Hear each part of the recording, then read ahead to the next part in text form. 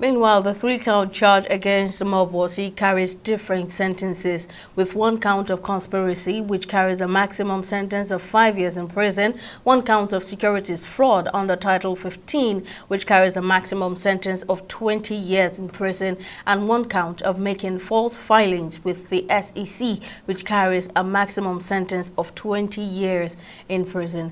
The United States Attorney for the Southern District of New York, Damian Williams, and James Smith, the Assistant Director in charge of the New York Field Office of the Federal Bureau of Investigation, FBI, announced Mmobuosi's indictment on Tuesday. Correspondent Jide Olaniro completes the story. Since the story broke in late December 2023, things appear to be moving fast.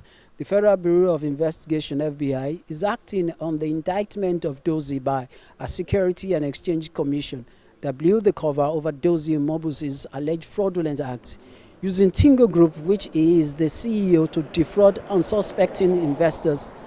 Mmobuosi, who has gone under for some days now, stepped down as Tingo's co-CEO on December 20, 2 days after the U.S. SEC filed civil charges accusing him of orchestrating a staggering fraud between 2019 to 2023. It is believed that he has siphoned at least $16 million from Tingo Group and Agrim Fintech Holdings by orchestrating the sale of Tingo Mobile and Tingo Foods to the group as profitable, generating millions of dollars in revenue. In other words, he falsely portrays the businesses as cash-rich, revenue-generating companies looting millions of dollars by misappropriating cash and selling stock at inflated prices. Recall that in June 2023, Tingo Foods Processing announced it was commencing the construction of an agro-processing hub in Delta State, Nigeria. The president of Tingo Foods and Mobile, Chris Cleverly, a man whose name has popped up in this saga, was in Nigeria for that ceremony.